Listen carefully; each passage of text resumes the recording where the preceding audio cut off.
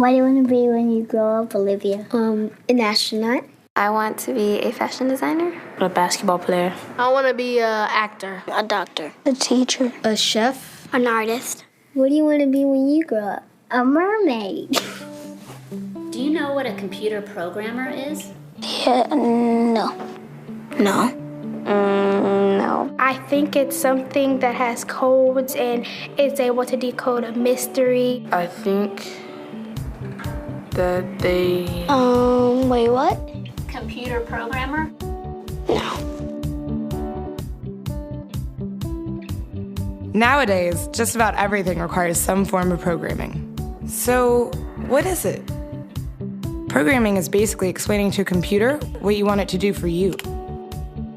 When you're programming, you're teaching possibly the stupidest thing in the entire universe, a computer, how to do something. Programming is one of the only things in the world that you can do where you can sit down and just make something completely new from scratch, whatever you want. It's really not unlike kind of playing an instrument or something, or playing a sport. It starts out being very intimidating, but you kind of get the hang of it over time. Coding is something that can be learned, and I know it can be intimidating. A lot of things are intimidating, but what isn't? A lot of the coding that people do is actually fairly simple. It's more about the process of breaking down problems than, sort of coming up with complicated algorithms as people traditionally think about it. Well, if it's fairly simple, why aren't there more of us doing it? Over the next 10 years, there will be 1.4 million jobs in computer science, and only about 400,000 grads qualified for those jobs. That's a shortage of 1 million people. So, how do you start?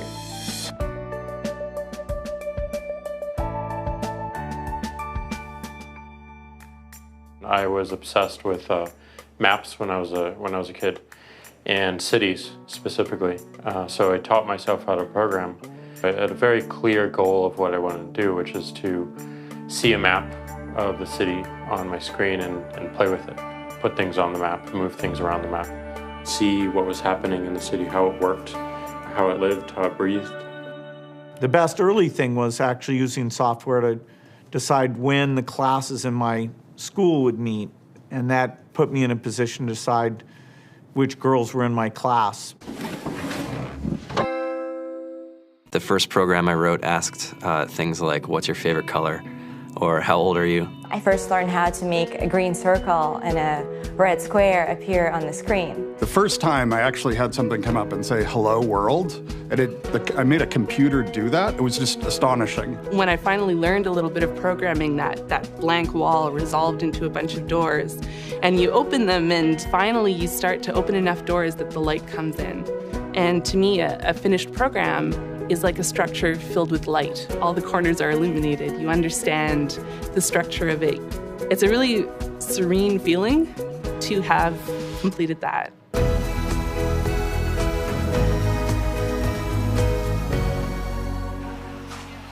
It took me some time to realize that creating things with your hands or creating code, creating programs, is just a different way to express creativity. I think right now there's a big emergence of the culture of making. People who make their own scarves and hats, people who write their own apps. Now it's just limited by your imagination and sort of what kinds of ideas what kind of understanding can you build into the computer so that it can do these things that were previously impossible.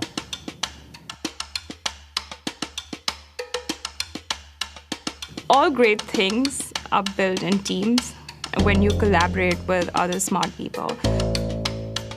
You're testing your ideas, you're stimulating each other. That's what makes us successful. It's not some flash of brilliance by somebody who then codes 24 hours a day for 3 weeks. It's what happened. The magic happens when we're all on the same page, collaborating and building something together.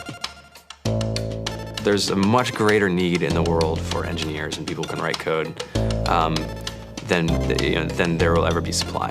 And so we all live these very charmed lives. To get the very best people, we try to make the office as awesome as possible.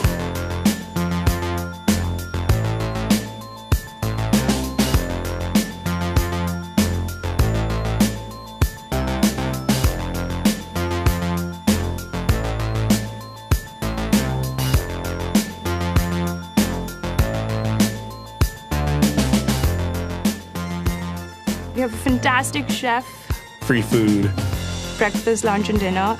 free laundry, snacks, even places to play and video games and scooters. There's all these kind of interesting things around the office and places where people can play or relax or go to think or play music or be creative. I went on the Bureau of Labor Statistics for the United States, and there's about a third of the pie that's all the things you would expect. It's, they're working in the government, they're working in typical technology jobs. But then, like, the rest of the pie, and it was the majority of the pie, just split down into these little teeny slices of every industry imaginable. And what it is, computers are everywhere. You want to work in agriculture? Do you want to work in entertainment? Do you want to work in manufacturing? It's just all over.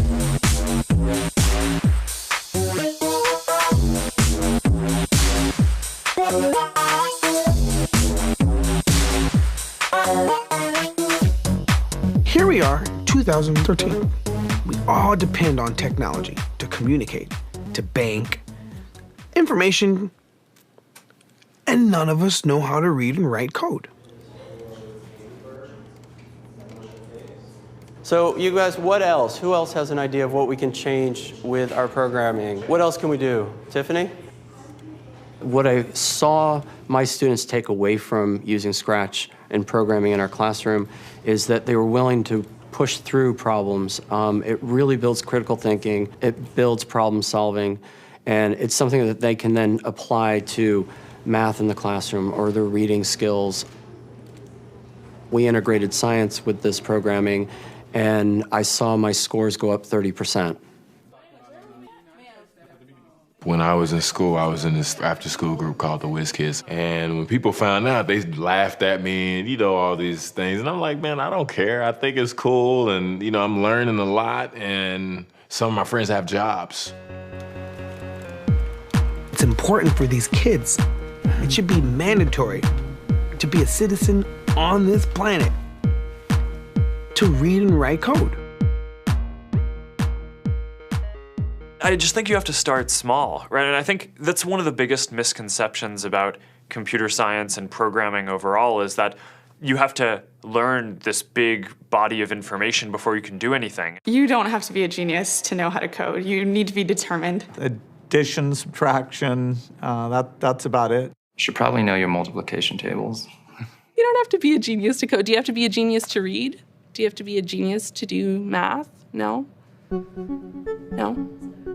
I think if someone had told me that software is really about humanity, that it's really about helping people by using computer technology, it would have changed my outlook a lot earlier. Whether you're trying to make a lot of money or whether you just want to change the world, computer programming is an incredibly empowering skill to learn. To be able to actually come up with an idea and then see it in your hands and then be able to press a button and have it be in millions of people's hands. I think we're the first generation in the world that's really ever had that kind of experience. The programmers of tomorrow are the wizards of the future. You're going to look like you have magic powers compared to everybody else.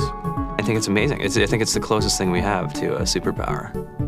Great coders are today's rock stars. That's it.